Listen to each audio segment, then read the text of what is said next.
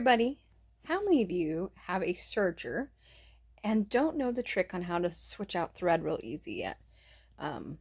Because as we know, having a serger requires lots of thread work, occasionally, intermittently, every time you can avoid it.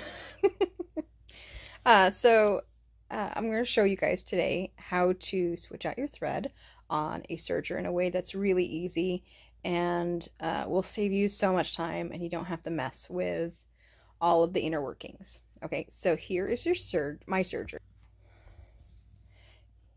He's an oldie but a goodie. You have your threads up here, and this is what we're trying to avoid. For those of you who don't know what a serger inside looks like, there's like some complicated diagram. Don't judge me on how dirty mine is. I'm going to clean it out later.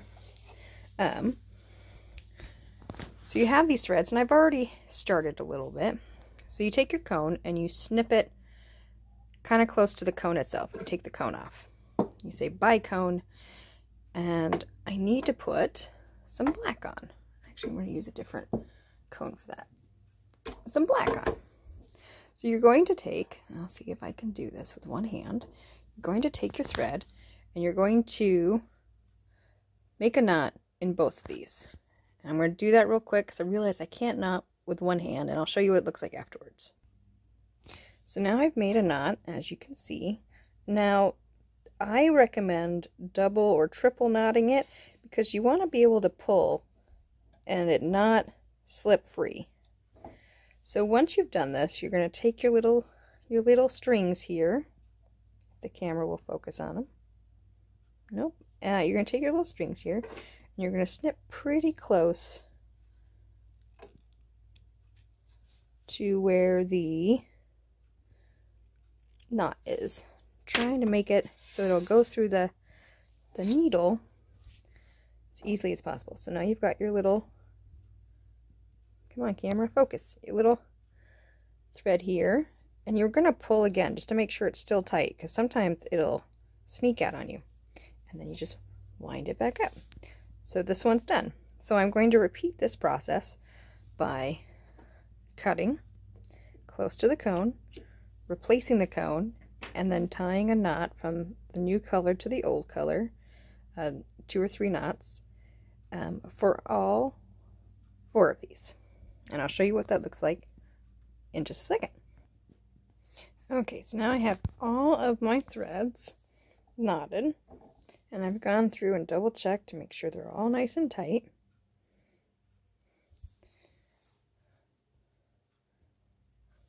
And so the next thing we're going to do is we're going to take a piece of scrap paper. We're going to turn on our machine, not paper, scrap fabric, and we're going to turn on our machine, and we're going to stitch it through just a little bit. Okay, so I found a piece of scrap, and what you'll notice is that these two, we're watching the thread as it gets stitched on to see if the colors are changing as we're stitching. Now, there's always a risk that something up in here, that one of those knots will break or something, and you'll have to restring the whole thing, rethread it. That's always a risk, but at least this way you're attempting to not have to do that. So if it breaks, if the thread breaks while we're doing this, I wouldn't be terribly surprised, but we're gonna give it a shot, because this is 1, 2, 3, 4. You'll notice that these ones will change before these ones will, just because there's more thread used from these 2 spools than there are from these 2. Alright, so let's give it a shot. Oh, where'd my pedal go?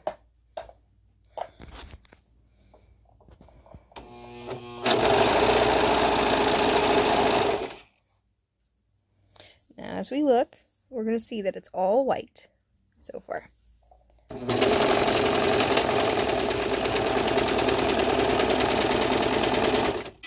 Now we're getting some black in there. Got both of the blacks on these 2 coming through.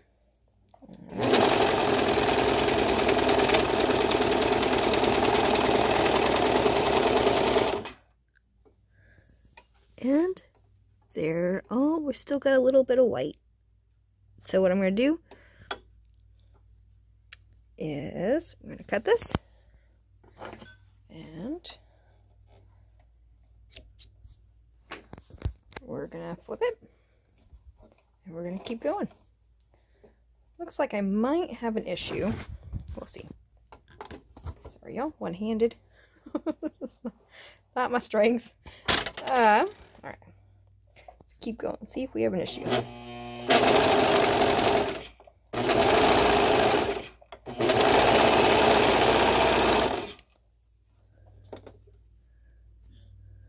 am noticing it is quite tight. But so far so good, it looks like. Oh, and look, we're right there. Oh, we stopped at just the wrong moment. Okay, let's see. We'll go through the...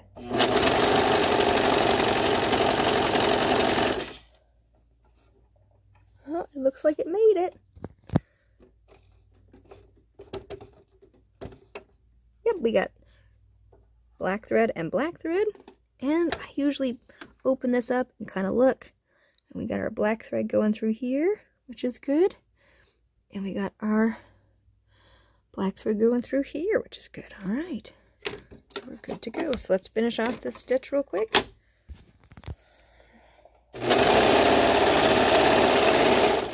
And we cut.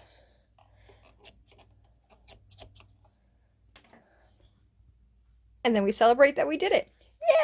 Yay! So anyway, that's how you can very easily switch the thread colors over on your serger without having to mess with any of that. So if you guys let me know. I have lots of tips and tricks that can help make sewing easier and less stressful. And I'd be happy to share those with you. Anyway, you guys have a good day, and I'll talk to you later.